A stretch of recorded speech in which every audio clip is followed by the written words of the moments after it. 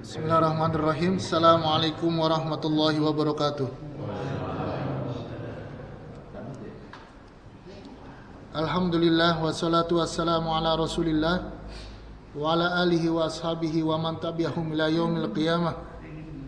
Allahumma shalli wa sallim wa barik ala nabiyyina Muhammadin wa ala alihi wa ashabihi wa man tabi'ahum ila yaumiddin, amma ba'du. Hadirin jamaah yang dimuliakan Allah Subhanahu wa taala. Alhamdulillah pada kesempatan malam hari ini kita dapat bisa bermuajahah, berkumpul, bertemu, berjumpa di dalam kesempatan yang insyaallah diberkahi oleh Allah Subhanahu wa taala. Walaupun pada pertemuan sebelumnya sempat absen ya kegiatan, alhamdulillah dapat ilmu mawaris secara lengkap ya. Mungkin usulannya kepada DKM per 3 bulan Pak di murojaah lagi gitu ya. Jadi biar ilmu mawarisnya nggak hilang, karena ilmu pertama yang hilang adalah ilmu waris. Salah satu sebabnya adalah karena banyak orang punya waris tapi tidak mau dibagi gitu ya. Jadi karena nggak mau dibagi jadi lupa tuh bagaimana cara membaginya. Oleh karena itu insya Allah mudah-mudahan apa yang dibuat kegiatan di tempat ini senantiasa bermanfaat bagi jamaah. Pada hari ini insya Allah kita akan lanjutkan kepada bab tauhid atau bab akidah yang merupakan hal penting dalam agama kita. Tema yang akan kita bahas pada kesempatan malam hari ini adalah tentang bab atau pembahasan sujud hanya kepada Allah Subhanahu wa taala.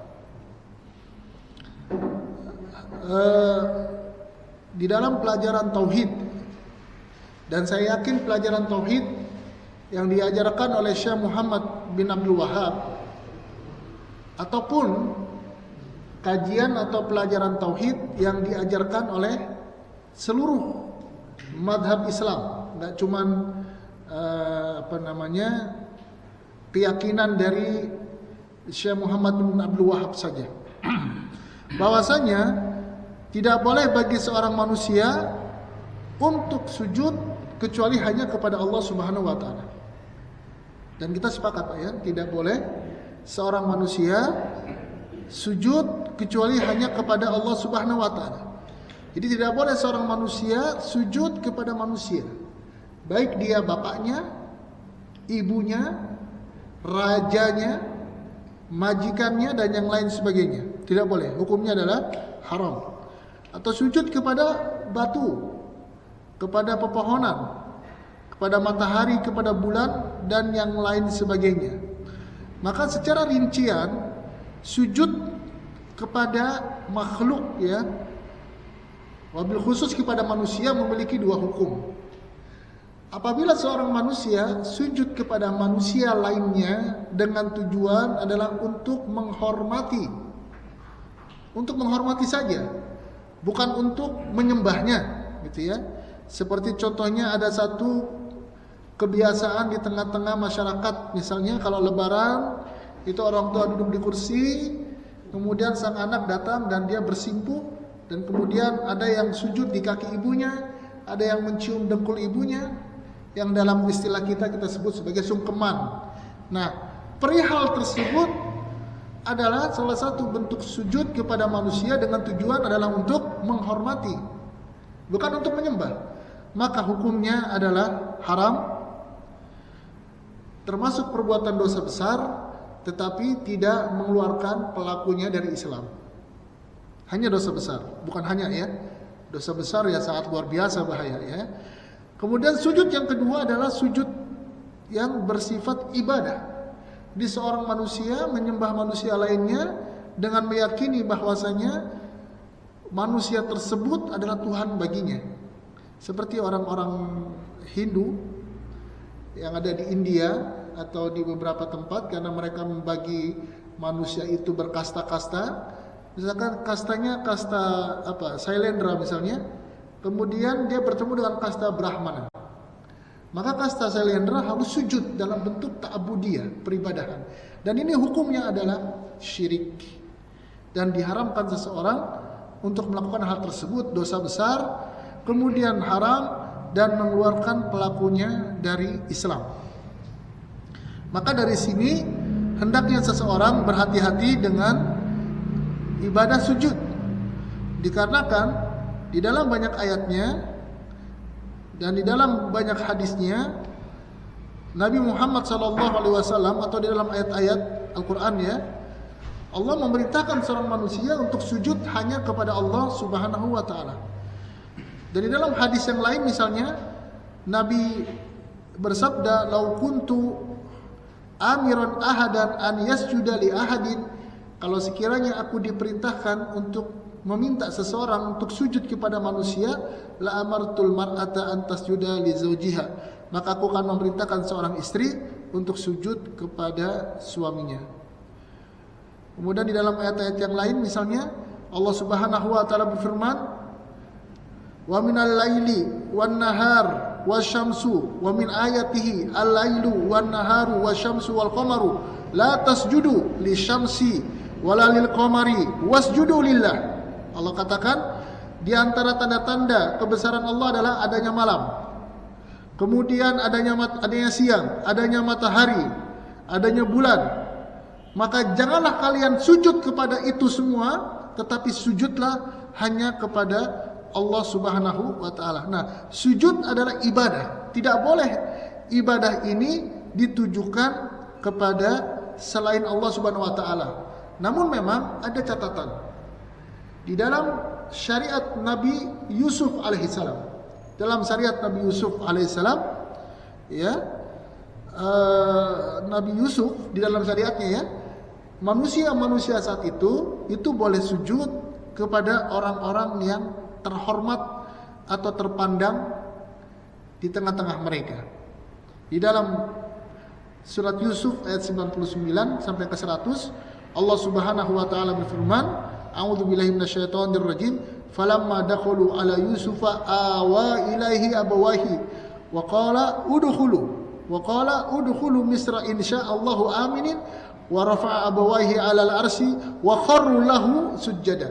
Maka kata Allah Subhanahu wa taala, ketika bapak dan ibunya Nabi Yusuf alaihissalam masuk ke Mesir dan kemudian bertemu dengan Nabi Yusuf alaihissalam, maka mereka semuanya tersungkur dan sujud kepada Nabi Yusuf alaihissalam. Maka tafsir dari ayat ini adalah sujudnya orang tuanya Nabi Yusuf, abang-abangnya, kepada Nabi Yusuf alaihissalam dalam bentuk menghormati, dan itu adalah syariat Nabi Yusuf alaihissalam dan umatnya. Adapun umat Islam yang dibawa oleh Nabi Muhammad SAW, diharamkan seseorang untuk sujud kecuali hanya kepada Allah Subhanahu wa taala. Jadi tidak boleh seorang melakukan aktivitas sujud kecuali hanya kepada Allah Subhanahu wa taala. Nah, di dalam Islam ya, sujud kepada Allah ada beberapa bentuk atau tempat. Yang pertama adalah sujud dalam keadaan salat. Sujud di dalam salat. Sujud di dalam salat adalah salah satu ibadah. Kemudian sujud saat seseorang mendapatkan kenikmatan, itu yang disebut dengan sujud syukur. Nanti semua ini saya akan jelaskan Pak ya. Kemudian sujud ketika seseorang membaca ayat sajadah, yang disebut sebagai sujud tilawah. Kemudian yang keempat adalah sujud di mana ketika seseorang itu lupa dalam bagian-bagian salat yang dia kerjakan, maka ada yang namanya sujud sahwi. Nah, ini sujud yang masyru', sujud yang disyariatkan. Selain daripada sujud ini tidak boleh sujud. Ya. Jangan seorang menambah sujud di dalam kehidupannya kecuali sujud-sujud yang tadi kita sebutkan. Ya, misalkan ada orang tiba-tiba sujud. Kamu sujud apa? Saya sujud apa bisa kita sebut? Misalkan sujud bergembira gitu ya. Itu tambahan sujud di dalam kehidupan itu nggak boleh sembarangan. Karena setiap sujud itu adalah ibadah. Nah, ibadah dibentuknya berdasarkan dasar dalil. Hadirin yang dimuliakan Allah Subhanahu wa taala, Apa itu sujud? Nah, ya. Sujud adalah salah satu peribadahan di dalam Islam dengan bentuk yang sudah ditetapkan di dalam syariat. Bagaimana caranya dan bagaimana bentuknya. Di dalam hadis riwayat Ibnu Abbas radhiyallahu anhuma, beliau radhiyallahu anhuma berkata bahwa Nabi Muhammad sallallahu alaihi wasallam bersabda, "Umirtu an asjuda ala sab'ati a'dhum." Aku diperintahkan untuk melakukan sujud di atas 7 anggota tubuh. Ini Pak ya. Jadi kalau enggak melakukan bentuk sujud seperti 7 anggota tubuh ini, maka dianggap itu bukan sujud. Atau dianggap itu bukan sujud yang bernilai pahala di sisi Allah Subhanahu wa taala. Yang pertama alal jabahah, yaitu pertama menempelkan jidat jabahah ini ya, jidat itu di atas lantai. Wa asyara biyadihi ila anfihi, dan dia katakan, dan Nabi katakan ketika menempelkan jidatnya maka sekaligus menempelkan hidungnya. Nanti saya contohkan Pak ya bagaimana bentuknya. Jadi jangan sampai ada orang tuh sujud tapi hidungnya nggak nempel. Hanya jidat yang ngangkat begini. Dia ngangkat cuma jidat doang yang ketemuin. Atau ada orang yang sujud hanya hidungnya aja tapi jidat nggak ketemu. Maka yang disebut dengan jabahah itu yaitu bagian di dalam wajah. Yang disebut dengan jabahah itu adalah bagian dari wajah, yaitu bagian sini, dan termasuk di dalamnya adalah bagian hidungnya. Kemudian wal yadaini, kedua tangannya, artinya kedua telapak tangannya. Kemudian selanjutnya warukbataini, dan kedua lututnya. Dan yang ketiga adalah yang terakhir wa atraf al-qadamaini, ujung dari kedua kaki. Ya, Pak ya, saya contohkan Pak ya, biar jelas Pak ya. Yang pertama adalah menyentuhkan jidatnya. Nah, berarti jidat itu jadi jidat ya dalam mazhab Syafi'iyah. Ini yang mazhab Syafi'iyah ya, enggak boleh ada penghalang di jidat.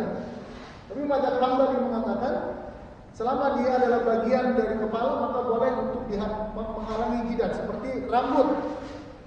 Kalau rambut menutupi jidat itu bukan bagian penghalang. Namun apa-apa yang menghalangi seperti peci gitu ya, begini misalnya, atau sorban menutupi misalnya, maka itu tidak dianggap sah sujudnya. Maka ketika ingin sholat maka perhatikan jabahah kita masing-masing. Maka bagian yang paling bagian terkecil dari jabahah atau jidat itu adalah bagian pelipis, ini alis ya. Nah minimal karena ini bagian di sini udah cukup. Maka kalau kita pakai sorban kadang-kadang terlalu besar, maka kita wajib untuk menyentuhkan pertama bagian jidatnya. Ya, begitu kurang lebih bagiannya ya. Jadi jangan begini, jangan begini. Tapi harus ditempelkan ke bawah, jidat, hidung, kedua telapak tangan, dengkul dan ujung kaki, Pak. Jadi jangan diangkat, Pak. Jadi jangan juga hidung tidak tersentuh. Nah, di dalam pendapat yang lain disebutkan untuk jari itu disunahkan untuk dibuka. Jadi tidak begini, tapi dibuka secara sempurna, tapi juga tidak terlalu, posisinya tidak terlalu harus seperti apa, pokoknya dibuka saja. Dan untuk tangannya, untuk tangan ada yang di dalam mazhab Syafi'iyah ini ya, itu untuk perempuan dibedakan dengan laki-laki di dalam sujud sholat. Kalau perempuan dia ada masuk ke dalam di dalam kitab Ghayatul Taqrib. Ini hasil itu punya buku fikih Syafi'iyah, kitab Ghayat gitu ya. Di sana diajarkan kalau perempuan dia ada ke dalam, kalau laki-laki dia ada ke tidak. Minimal dia dengan rambut itu dijarakin. Ya, seperti ini untuk laki-laki dan seperti ini untuk perempuan. Di dalam fikih Ghayatul Taqrib yaitu Syafi'iyah, dan tidak boleh meletakkan bagian siku menempel dengan lantai. Begini. Ini adalah seperti seekor anjing. Nah, jadi posisinya ketika sujud meletakkan jabah sedikit saja, itu juga diperbolehkan. Misalkan bagian antara pelipis, nggak perlu sejidat begini dikenain, nggak mungkin juga Pak ya. Masa begini-begini nggak mungkin. Pasti hanya satu bagian saja, bagian antara pelipis cukup. Kemudian tangan, hidung harus sentuh hidung. Kemudian dengkul dan juga ujung kaki. Atrof qadamaini, ujung kaki. Artinya ujung kaki itu harus berdiri. Jadi bukan begini, tapi begini. Disebut ujung kaki. Sampai sini paham Pak ya? Itu adalah sujud yang dilakukan oleh Nabi Muhammad SAW berdasarkan riwayat Ibnu Abbas radhiyallahu anhu. Maka diupayakan, dikuatkan saat sujud itu dilakukan dengan cara sempurna seperti tadi. Meletakkan jidatnya, hidungnya, kedua tangannya, kedua dengkulnya, dan kedua ujung kakinya. Begitulah kaifiat atau tata cara sujud Nabi Muhammad SAW. Baik, nah sekarang kita akan menjelaskan tentang sujud yang disunahkan oleh Nabi Muhammad SAW. Sujud yang pertama adalah sujud yang dilakukan di dalam sholat. Sujud yang dilakukan di dalam sholat itu dalam sholat yang fardu ataupun yang sunnah, maka sujud dilakukan 1 rakaat 2 kali. Ya, rakaat pertama ada 2 kali sujud, rakaat kedua ada 2 kali sujud, rakaat ketiga ada 2 kali sujud. Kalau sholat maghrib, kalau sholat isya 1 rakaat 2 kali sujud lagi. Nah, sujud itu merupakan rukun dalam sholat. Siapapun yang meninggalkannya secara sengaja ataupun tidak sengaja, maka wajib mengulangi sholatnya. Ketika dia tidak sujud, misalkan dia terlupa, baru sujud pertama, kemudian duduk di antara 2 sujudnya, dia langsung naik, Allahu Akbar, dia tidak melakukan sujud yang kedua. Maka ketika dia mendapatkan atau dia ingatnya sudah membaca Ihdinas siratal mustaqim, dia ingat nih baru, oh tadi lupa belum sujud, maka wajib baginya untuk melanjutkan setelah bagian terakhir dalam sholatnya, menambah 1 rakaat lagi, karena dianggap belum melakukan sujud. Nah, hadis yang menjelaskan tentang sujud merupakan rukun di dalam sholat adalah hadis yang diriwayatkan dari Imam Bukhari dan Imam Muslim. Ketika Nabi Muhammad SAW melihat ada seseorang yang sholatnya salah, musi'us sholat, sholatnya salah. Kenapa? Karena enggak tumaknina, tidak sempurna. Maka Nabi mengatakan dalam potongan hadisnya ya, "Tsumma sujud hatta tatma'innu sajidan." Maka kemudian sujudlah kalian sampai tumakninah dalam sujud. Artinya kalau sujud harus tenang. Allahu Akbar sujud. Subhana rabbiyal a'la. Membaca subhana rabbiyal a'la 1 kali itu dianggap rukun dalam sholat. Jadi jangan tidak baca apa-apa gitu ya. Oh maaf, dia merupakan wajib dalam sholat. Wajib sholat artinya harus dikerjakan. Kalau dia sengaja meninggalkan, maka dianggap sholatnya tidak sah. Jadi kata-kata "tsumma usjudu hatta tatma'inna sajidan" menunjukkan bahwasanya sujud merupakan rukun dalam sholat. Maka apa yang dimaksud dengan rukun, Pak? Rukun itu adalah satu kegiatan gerakan dalam sholat yang harus diupayakan dikerjakan. Kalau sanggup harus dikerjakan. Contoh seperti berdiri. Seorang yang sanggup berdiri walaupun dengan bersandar dengan tongkat tetapi tidak berdiri, salatnya tidak sah. Misalkan contoh ada orang yang mampu berdiri tapi kakinya sakit. Kalau dia mampu bersandar, jadi ada tembok, dia senderan, kemudian dia mampu dan dia nyaman, tidak membawa mudarat baginya, maka wajib untuk berdiri dan tidak boleh untuk duduk. Jadi jangan duduk dalam sholat itu menjadi pilihan utama ketika sakit. kecuali memang tidak sanggup sama sekali. Misalkan bapak-bapak pakai tongkat, ketika pakai tongkat dia sanggup berdiri, maka sholat dalam keadaan berdiri. Allahu Akbar sambil pegang tongkat, tongkatnya dipegangin.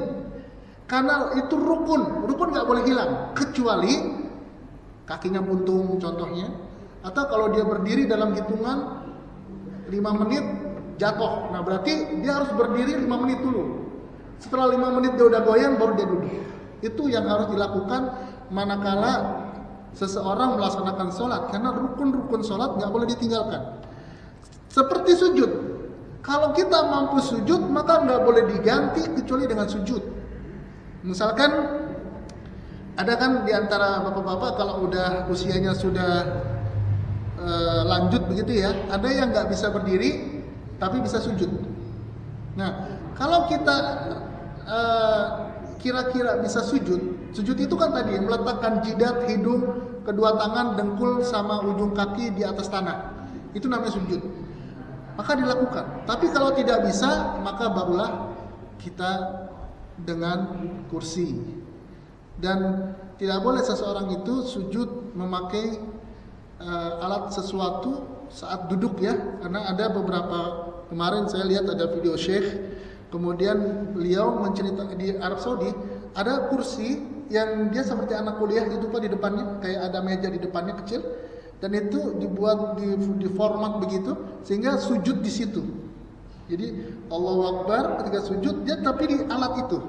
Nah, Syekh mengatakan ini nggak boleh, sholatnya nggak sah, karena seseorang itu harus meletakkan posisi badan ketika sujud itu pada posisi yang lebih rendah sekali. Jadi kalau orang itu misalkan duduk, misalkan begini, maka ketika ruku dia lebih rendah, ketika sujud, ilustrasinya dia harus lebih rendah daripada ruku, ya. Itu sampai menghabiskan semua badan, sampai nunduk ke bawah seakan-akan kita menyentuh lantai. Itu kalau memang tidak sanggup untuk melaksanakan sujud. Namun jika sanggup untuk melaksanakan sujud, maka lakukan.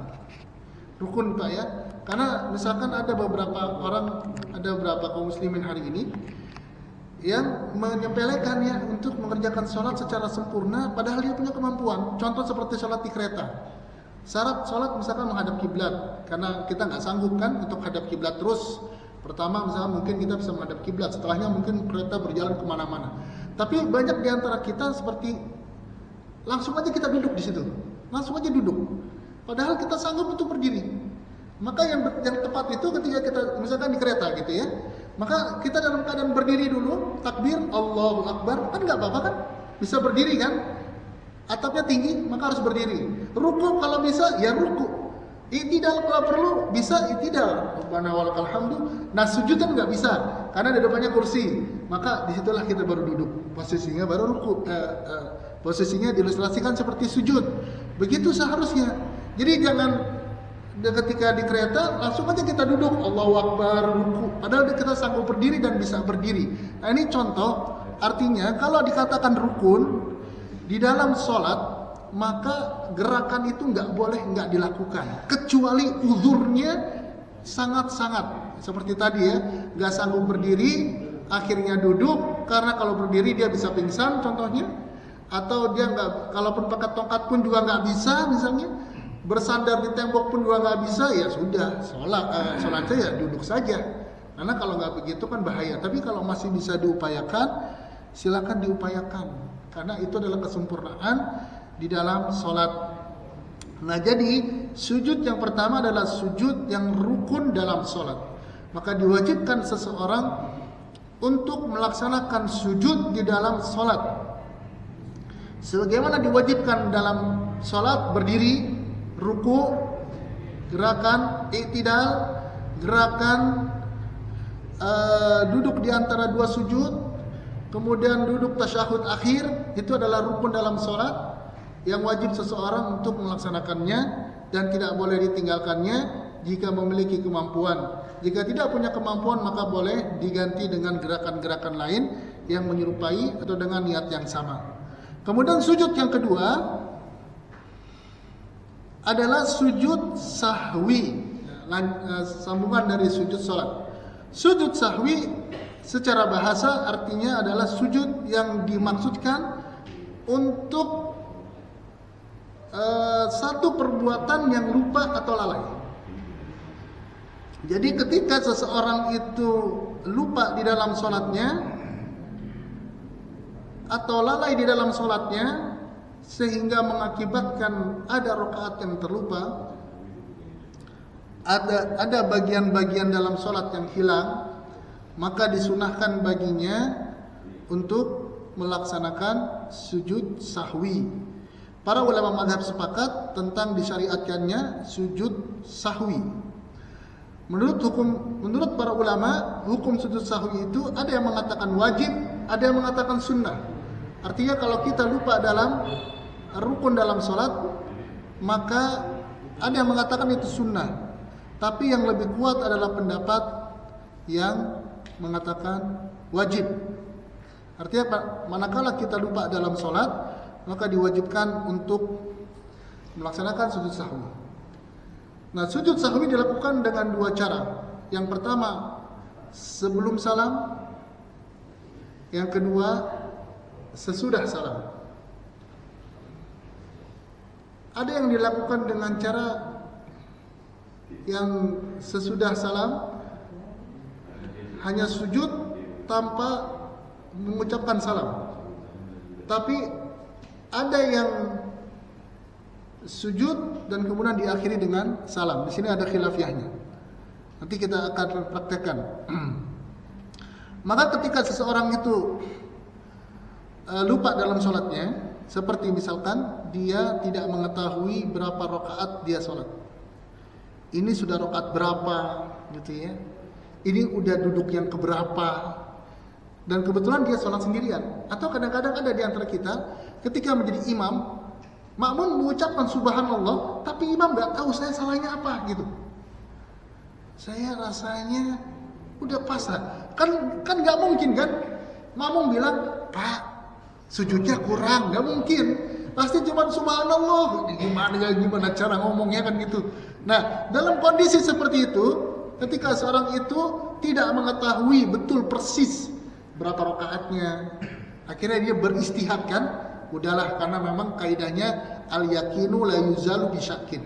Ketika kita merasa kurang, maka tambahin aja satu, gitu aja prinsipnya. Kalau kita merasa kurang, satu apa dua ya, satu aja. Jadi berarti kita akan menambah di akhir satu. Maka ketika itu terjadi, wajib untuk melakukan sujud sahwi. Jadi sujud sahwi terjadi pada kondisi seorang yang sholat dia tidak mengetahui apa yang harus dia lakukan. Kemudian yang kedua adalah seorang diharuskan sujud sahwi. Dalam hadis disebutkan ragu dalam sholatnya, dia ragu-ragu gitu ya. Ada orang Pak yang was-was yang nggak dianggap. Ada kan kita kalau sholat kan kayak muncul was-was terus ya. Ini sudah belum, ini udah belum. Tapi kalau ini betul-betul ragu dalam sholatnya, ragu 3 atau 4 ya, maka kemudian ketika ragu itu muncul, misalkan kita udah Allahu Akbar, kok tiba-tiba kayak perasaan saya lupa tadi udah baca Al-Fatihah belum ya gitu ya, ragu. Maka kalau keraguan itu muncul, tambah 1 rakaat, kemudian sujud sahwi. Kemudian sujud sahwi dilakukan ketika seorang itu salah dalam sholatnya ya. Nabi Muhammad SAW itu Pak, itu pernah sholat kurang, pernah sholat lebih. Ketika Nabi pernah sholat maghrib 2 rakaat, sholat zuhur 4 rakaat, sholat zuhur 2 rakaat, pernah melakukan sholat zuhur 5 rakaat. Jadi ada yang kurang. Jadi sudah selesai Pak, sudah salam. Habis salam kemudian para sahabat mengatakan, ya Rasulullah, apakah sholatnya kita kosor? Loh enggak, tadi kok cuma 2. Oh gitu, masuk ke masjid lagi, Nabi tambahkan 2 rakaat. Kemudian Nabi juga pernah melakukan sholat 5 rakaat. Para sahabat bertanya, ya Rasul, kok kayaknya kebanyakan ya? Oh gitu ya. Kemudian Nabi melakukan sujud sahwi langsung ya. Jadi pada kondisi kurang rakaat atau kelebihan rakaat, maka melakukan sujud sahwi. Intinya adalah sujud sahwi dilakukan yang pertama dalam kondisi ragu. Jadi bapak-bapak kalau udah ragu sudah atau belum, sudah dikerjakan atau belum, maka sujud sahwi. Kemudian yang kedua adalah ketika bapak lupa rokaat, lupa bacaan, itu pun sujud sahwi. Yang ketiga ketika sudah salam tapi ternyata kurang, sudah salam tapi ternyata kelebihan, itu pun melakukan sujud sahwi. Jadi untuk bagian yang pertama, ketika seseorang lupa dalam sholatnya dan dia masih berada di dalam sholatnya, maka para ulama bersepakat yang paling afdal sujud sahwinya sebelum salam. Ya, jadi kita contohkan Pak, ketika gini misalnya kita udah yakin deh kita salah, kemudian kita tambahkan satu rakaat. Nah, maka di rakaat yang terakhir kan udah kan habis sujud, kemudian tahiyat akhir. Tahiyat akhir misalnya salat maghrib atau isya. At-tahiyatulillah wa shalawatu thayyibat. Selesai. Kemudian sebelum salam maka dia melakukan sujud 2 kali. Pakai takbir. Allahu Akbar. Apa yang dibaca? Subhana rabbiyal a'la, subhana rabbiyal a'la, subhana rabbiyal a'la. Allahu Akbar. Apa yang dibaca? Bisa rabbik firli. Sujud lagi, Allahu Akbar. Subhana rabbiyal a'la, subhana rabbiyal a'la, subhana rabbiyal a'la. Allahu Akbar. Assalamualaikum warahmatullahi. Assalamualaikum warahmatullahi. Sujud sahwi. Jadi kalau kita sholat sama imam, terus dia nambah sujud 2, berarti dia sedang sujud sahwi. Jadi jangan udah subhanallah sebelumnya pas mau sujud lagi subhanallah gitu kan, padahal lagi sujud sahwi gitu ya. Jadi 2 rakaat sujud. Ya kan ada juga yang dia tuh jamaah yang nggak punya ilmu kan. Nah, yang kedua adalah pada posisi imam itu sudah selesai atau sudah selesai gitu ya. Seperti 5 rakaat misalnya, ketika diingatkan ya cukup dalam posisi berdiri dia langsung duduk, kemudian dia ucapkan Allahu Akbar, baca seperti tadi subhanallah, Allahu Akbar, lagi Allahu Akbar 2 kali, Allahu Akbar, Assalamualaikum warahmatullahi, Assalamualaikum warahmatullahi. Jadi untuk yang dilakukan setelah sholat ya, itu dilakukan setelah sholat selesai, seperti kelebihan imam gitu ya. Kenapa demikian? Karena kalau dimasukkan di dalam sholat, maka nanti menambah sujud dalam sholat. Itu yang bisa dilakukan. Nanti kalau bapak-bapak lupa dalam gerakan, lupa dalam bacaan juga ya, seperti Al-Fatihah yang rukun, maka wajib ya untuk melakukan sujud sahwi, yaitu sujud sebanyak 2 kali sujud. Bacaannya apa tadi? Subhana rabbiyal a'la bisa. Sebagaimana fatwa Syekh bin Baz, beliau mengatakan untuk sujud sahwi, sujud tilawah, sujud syukur itu ketika sujud cukup membaca Subhana rabbiyal a'la, itu pun juga cukup. Ya, paham Pak ya? Kemudian yang kedua, yang ketiga ya, sujud syukur ya. Sujud syukur adalah sujud yang disyariatkan ketika seseorang mendapatkan kenikmatan berupa nikmat yang besar ataupun diselamatkannya dari musibah yang besar. Itu Pak ya, sujud syukur.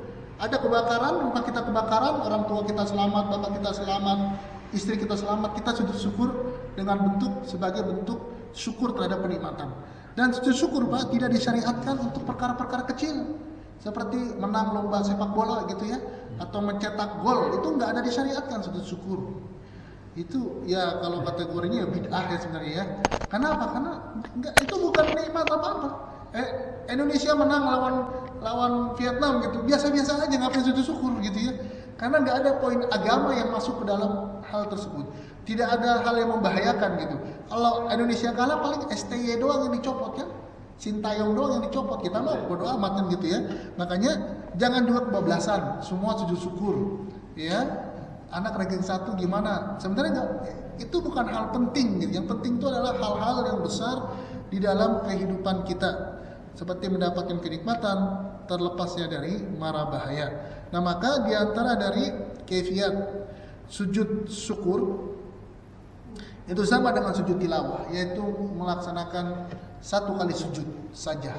Ya. Satu kali sujud dengan mengawalinya dengan takbir Allahu Akbar, kemudian sujud yang dibaca Subhana Rabbiyal A'la. Mau berapa lama kita boleh, mau berapa kali baca, 3, 5, 7, kemudian bangkit lagi Allahu Akbar. Jadi ada takbir intikal, takbir perpindahan gerakan tapi tanpa mengucapkan salam. Itu sujud syukur. Ini dia syariatkan ya.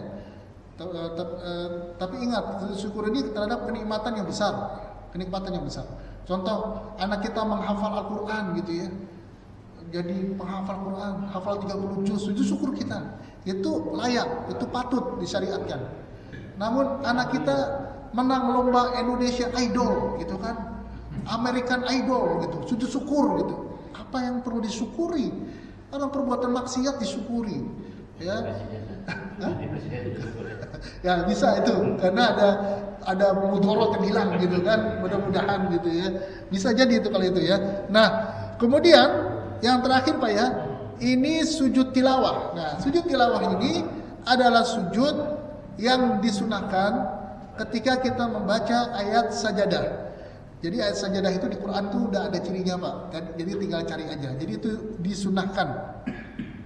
Ada yang mengatakan sunnah, ada yang mengatakan wajib. Jadi ketika seseorang itu mendapatkan ayat sajadah, maka diperintahkan untuk melaksanakan sujud tilawah. Nah, ketika kita mendengar seorang membaca Al-Quran dan kemudian dia membaca ayat sajadah dan orang tersebut sujud, maka wajib bagi kita untuk sujud. Namun kalau kita mendengar Al-Quran dari seseorang tapi kita tidak memperhatikannya, mungkin kita cuma ada orang baca Quran kemudian kita nggak memperhatikan lah ya. Ketika dia sujud maka tidak wajib atas kita untuk mengikuti. Kenapa? Karena apa yang dibaca tidak kita simak baik-baik. Tapi kalau misalkan kita mendengar, misalkan ada imam baca ayat sajadah, kemudian dia sujud, wajib kita ikut sujud. Imam nggak sujud, kita jangan sujud sendiri, gitu ya. Kenapa? Karena yang baca dia, bukan kita. Nah, kalau kita misalkan lagi di luar, lagi jalan, kemudian ada orang baca Quran, ayat sajadah, kemudian kita lihat dia sujud. Karena kita nggak mendengar secara seksama, maka tidak boleh bagi kita untuk tidak sujud. Nah, sujud tilawah ini adalah satu sujud yang diperintahkan atau yang disyariatkan oleh Nabi Muhammad SAW. Nah, sujud tilawah ini ketika dilakukan di luar sholat ya. Kalau di dalam sholat kan saat mendapatkan ayat sajadah kemudian langsung sujud, kemudian naik lagi. Contoh Pak ya, ini ketika di dalam sholat ya. Ketika misalkan imam membaca lagi sedekah, wasjudu waqtari Allahu Akbar, gitu ya. Baca subhana rabbiyal a'la, subhana rabbiyal a'la, subhana rabbiyal a'la. Allahu Akbar, lanjut. Itu di dalam sholat. Nah, kalau di luar sholat ada beberapa pendapat cara sujud sahwi. Kita kan kalau luar sholat kan bacanya biasanya dulu Pak ya. Dulu kan Bismillahirrahmanirrahim. Wasjudu waqtarib. Cara yang pertama adalah sujud dengan mengucapkan takbir. Taruh dulu Qur'annya, ditaruh Allahu Akbar. Jadi ada takbirnya. Allahu Akbar. Subhanallah, subhanallah. Allahu Akbar. Ambil lagi, baca lagi. Ya. Ada yang dengan cara yang kedua itu adalah dengan cara berdiri dulu. Jadi habis wasjudu waqtarib, dia taruh Qur'annya, kemudian dia berdiri. Kemudian dia takbir, Allahu Akbar. Dan dia sujud, Subhana rabbiyal a'la, Allahu Akbar. Lalu ambil Qur'annya tanpa adanya salam. Ada satu pendapat lagi yang mengatakan dengan salam. Cuman yang dengan salam itu pendapatnya paling lemah. Adapun pendapat Ibnu Taimiyah, Syekh Fauzan dalam kitab Mulakhasul Fiqh, beliau lebih memberikan keutamaan sujud tilawah adalah dengan cara diawali berdiri dulu, dengan cara berdiri dulu, berdiri, kemudian mengucapkan takbir Allahu Akbar, kemudian dia sujud, habis sujud kemudian dia duduk dulu, Allahu Akbar tanpa mengucapkan salam. Ini pendapat dari Ibnu Taimiyah dan juga Syekh Fauzan. Nah, inilah cara-cara sujud yang diperintahkan di dalam syariat, ya. Maka selain daripada itu tidak diperintahkan bagi kita untuk melaksanakan sujud. Jadi sujud itu adalah sujud ibadah, yaitu dalam sholat ada sujud syukur, ada sujud tilawah, kemudian ada sujud sahwi. Manakala kita mendapatkan pada posisi dan kondisi yang mana kita disyariatkan untuk bersujud, maka bersujudlah. Ya. Kalau yang tidak disyariatkan, ya jangan bersujud. Ya. Karena bersujud itu adalah satu identitas khusus seorang hamba kepada Allah Subhanahu wa taala. Jadi jangan asal sujud. Jadi betul-betul harus sujud dengan cara yang benar dan diperintahkan oleh Nabi Muhammad SAW. Baik, sampai sini materinya selesai. Jika ada yang mau ditanyakan, saya persilakan. Ya. Assalamualaikum warahmatullahi wabarakatuh. Waalaikumsalam. Yang pertama, saya mohon Pak Ustaz. Ya. Mungkin orang satu-satunya yang pakai paku. Ya. Saya. Betul. Bersama. Tolong penggunaan sholat itu di atas paku, tolong dipraktekkan Ustaz. Dicontohkan. Baik. Kedua, kalau tilawah itu biasanya saya ngalami itu selalu subuh, Ustaz. Selalu subuh. Ada nggak waktu-waktu lain gitu? Saya belum ketemu. Sujud tilawah di sholat subuh dan biasanya memang di hari Jumat. Gitu. Di hari Jumat. Tapi sholat yang lain belum pernah ngalami gitu, Pak Ustaz. Apa benar gitu atau bagaimana? Ya, baik. Dua aja Pak Ustaz. Ya. Tolong yang biasa lunasnya Pak Ustaz. Ya, ini tadi yang pertama ketika kita mendapati kita punya ketidakmampuan untuk tidak melakukan salah satu rukun dalam sholat. Jadi Bapak harus tahu juga kan apa saja rukun-rukun dalam sholat. Pertama berdiri. Kalau dalam gerakan ya, ada gerakan ada bacaan. Kita bicara gerakan dulu aja. Yang pertama berdiri. Berdiri itu rukun. Kalau kita bisa misalkan ini kalau ini bisa jadikan tongkat, jadikan tongkat. Allahu Akbar. Jadi bersandar dan sambil terus dia bertahan bisa berdiri. Begitu.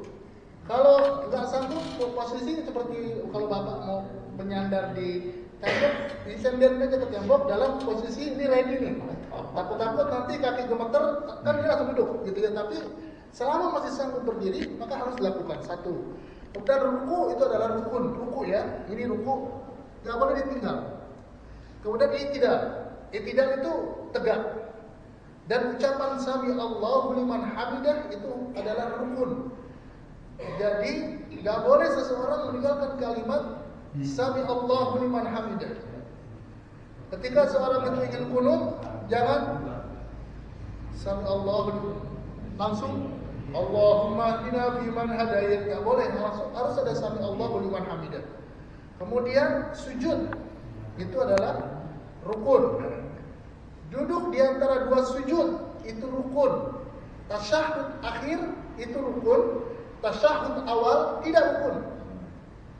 Ketika bapak-bapak kehilangan tasyahud awal, tidak perlu mengulangi salat yang tertinggal tasyahud awal. Kan tasyahud awal ada di rakaat berapa Pak? Rakaat kedua. Maka tak perlu tambah rakaat. Cukup sujud sahwi sebelum salam. Jadi kalau misalkan ada bapak-bapak yang lupa tahiyat awal, maka nggak perlu ditambah lagi rakaatnya. Yang menjadi rukun adalah tahiyat akhir. Itu harus duduk di antara dua sujudnya itu, duduk iftiras atau tawar. Nah jadi ketika kita tadi bagian-bagian tadi, kalau misalkan ada orang nggak bisa berdiri, berarti duduk. Tapi dia bisa ruku, dia harus berdiri ruku. Mungkin dengan cara begini. Kemudian ketika dia sujud, Dia bisa, ya dia harus sujud. Tapi dia kalau emang nggak bisa ya duduk lagi, gitu ya. Itu Pak ya. Nah, kalau kondisi dia tidak bisa sama sekali untuk melakukan aktivitas itu, maka posisi awal posisinya duduk. Dan duduknya diupayakan tegak ya. Jadi jangan bersandar. Kenapa? Karena nanti akan ada beberapa gerakan yang akan terlihat jelas kalau tegak ya. Kita mulai misalkan Allahu Akbar. Kan bisa ya, walaupun bersedekap itu bukan rukun. Kalau kita cuma Allahu Akbar nggak bersedekap juga tidak akan membatalkan salat. Kemudian ketika ruku, maka ruku itu posisinya lebih rendah daripada duduk tegak. Allahu Akbar. Misalkan cukup hanya setengahnya. Sami Allahu liman hamida. Ya misalnya Allahu Akbar. Nah ini yang saya bilang, posisinya harus sangat rendah. Karena setelah ini kita akan duduk ya kan. Ketika duduk naik dikit gitu kan. Maka tadi betul-betul dalam posisi duduk harus sempurna. Ya, ini kalau pakai kursi kan. Kalau di bawah kan juga bisa. Tapi ini mungkin pakai kursi dan umat kita memang pakai kursi. Nah, jadi posisinya adalah posisi awal tegak, posisi kedua ketika ruku agak merendah. Ketika sujud merendah sangat habis. Ketika duduk di antara dua sujud misalnya, dia naik sedikit posisinya. Sujud rendah lagi. Kalau dia tahiyat akhir juga cukup dinaikin sedikit. At-tahiyatulillah wassalawat. Jadi sujudnya tuh jangan nyaru gitu, atau jangan mirip dengan duduk di antara dua sujud atau duduk ketika tasyahud. Itu betul-betul nanti dibedakan. Kalau memang tidak sanggup, ya. Kalau memang masih sanggup, coba diupayakan untuk menyempurnakan rakaat rukunnya. Jadi kalau memang nggak sanggup sama sekali, ya harus diinikan ya. Misalkan seperti Bapak misalkan kalau jalan masih bisa, oke. Karena itu berarti pada prinsipnya berdiri masih bisa. Enggak? Masih. Nah, berarti Bapak nggak boleh duduk. Ketika Bapak kesulitan nantinya sujud, hanya sujud aja Bapak duduk. Misalkan Bapak berdiri oke, ruku pun nggak sempurna, itu lebih bagus dilakukan secara berdiri daripada duduk. Misalkan Bapak saya contohkan dalam kondisi dekat dengan tembok ya, kemudian agak bersandar Allahu Akbar gitu ya. Ketika ruku nggak apa-apa, agak sedikit. Nah, tapi ketika sujud baru Bapak duduk. Jadi pas sujud berarti ini gerakan sujud. Itu lebih enak dan lebih membedakan. Gitu.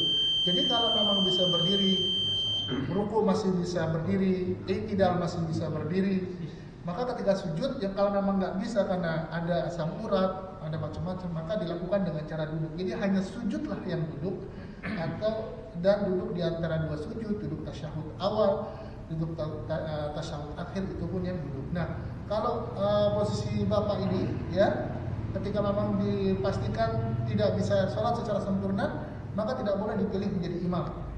Jadi imam harus orang yang sempurna dalam gerakan sholatnya. Karena ketika imam itu duduk sholatnya, jamaah harus sholatnya duduk juga. Ya, ya kan gak enak gitu kan. Ketika mau sujud, imam begini, ikut lagi duduk gitu kan. Sedangkan yang di belakang dalam kondisi sempurna. Itu adalah menunjukkan bahwa imam itu punya keutamaan yang lebih dari sisi kesehatan, fisik, bacaan, kecerdasan dan yang lain sebagainya. Begitu Pak. Jadi kalau memang masih bisa berdiri dan hanya tidak bisa ketika sujud yang sangat sulit, maka jadikan duduk di kursi itu hanya yang disujud saja. Ya, sedangkan berdirinya dapat, rukunya dapat, i'tidalnya dapat. Gitu Pak ya. Tapi kalau memang nggak bisa sama sekali, maka boleh dilakukan dengan cara duduk dari awal sampai akhir. Posisinya tadi, pertama posisi tegak, ketika ruku agak miring ke depan, ketika sujud dia habiskan ke bawah ya, karena dia harus duduk di antara dua sujudnya nanti, biar nanti ada beda antara ruku, sujud, duduk di antara dua sujud. Dan ini kan berdiri, kan sujud, kan kalau tadi misalkan imam sujud sahwi, maka kan harus langsung begini ya, ke bawah.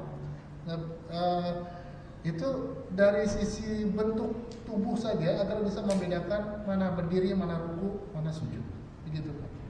Ini Ustaz, kalau masalah tadi kan beda syafnya itu tidak akan maju, ada enggak? Tidak ada masalah karena Karena kita ada belajar baku misalnya. posisinya memang ini yang paling di depan. Jadi kalau di sini berarti Iya. posisinya ini begini Pak. Iya.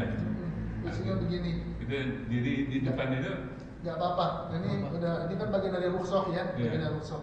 Karena rapat dalam saf itu bukan rukun sholat. Jadi kalau saf acak-acakan gitu ya, selama rukunnya terpenuhi antar jamaah, udah sah sholatnya. Kan makanya di dalam bahasa imam itu kalau lagi sholat, sawu sufufakum, fa inat tasfiyatas sufuf min tamam sholahan gitu ya. Rapatlah karena rapat itu adalah kesempurnaan. Hanya untuk imam saja, nggak sampai sah atau batalnya sholat. Jadi kalau bapak begitu, bapak sah sholatnya, ya kan dia memang dapat rukhsah gitu kan, karena harus pakai kursi posisinya walaupun menyelisihi dari jamaah yang sejajar, maka tidak membatalkan sholat seluruhnya, tidak gitu ya. Allahu Akbar. Terima kasih. Sama. Terus yang kedua masalah apa tadi? Ya sujud tilawah ya. Sujud tilawah. Jadi memang ada sunnah ya. Ada sunnah untuk membaca surat sajadah di di hari Jumat pagi subuh. Jadi kalau bapak umroh di haram di Masjidil Haram atau Masjid Nabawi, biasanya di hari Jumat pagi subuh imam pasti membaca surat as-sajadah dari awal sampai habis itu mereka baca. Maka di antara sunnah pada hari Jumat pagi itu adalah membaca ayat as-sajadah, yaitu surat as-sajadah itu sendiri. Tapi kalau mau baca di luar hari Jumat boleh nggak? Boleh, nggak apa-apa gitu ya. Cuma ada sunnahnya. Allahu a'lam. Mau azan dulu? Mungkin bisa diulang. Baik.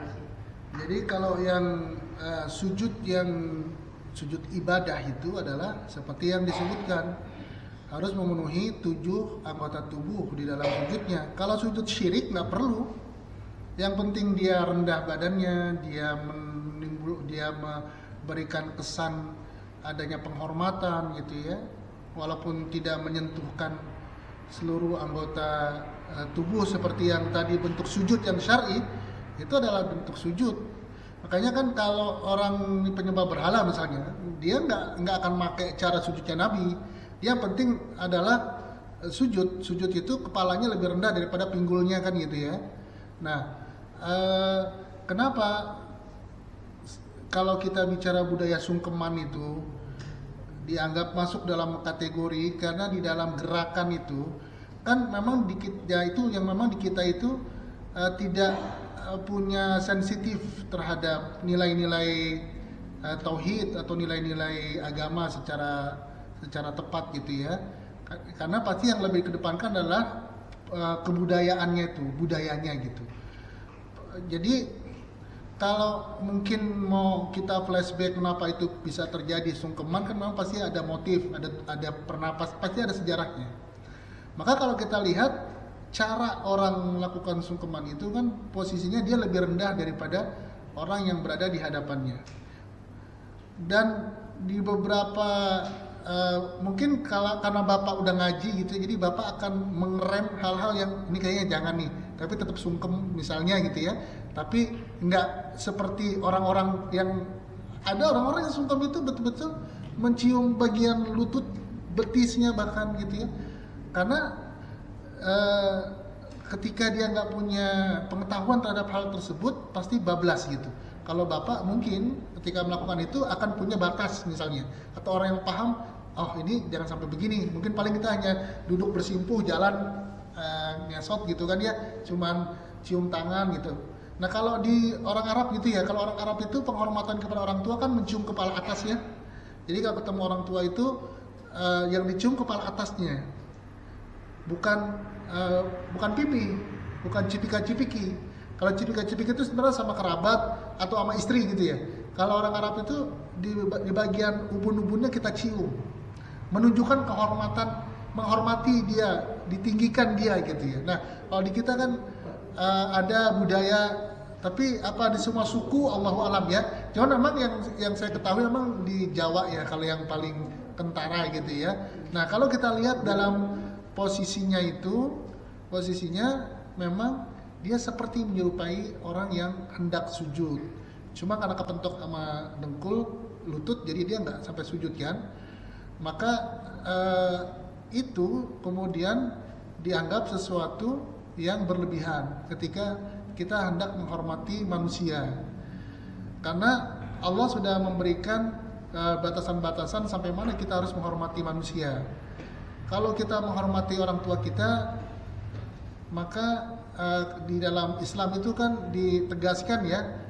Misalkan contohnya di dalam surat Al-Isra misalnya, ketika Allah memerintahkan kepada kita wa qad rabbuka la ta'budu illa iyyah, kemudian perintah selanjutnya adalah jangan bentak dia gitu kan. Itu kan salah satu bentuk penghormatan.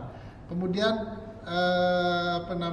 hendaklah engkau rendahkan dirimu dalam sisi perilaku, dalam akhlak dan perangai kepada orang tua. Jangan sombong kepada orang tua gitu. Bukan pada gerakan-gerakan. Nah, kalau sungkem itu memang saya yakin nggak ada orang yang anggap itu adalah ibadah. Pasti hanya tujuannya menghormati gitu ya. Jadi dan dalam beberapa budaya, walaupun memang di banyak tempat juga udah nggak ada ya, cuman memang ada beberapa yang masih mensakralkan, khususnya misalkan di hari-hari tertentu lah, ya seperti Idul Fitri gitu ya, itu kan pasti ya. Kemudian atau mungkin ketika menikah biasanya.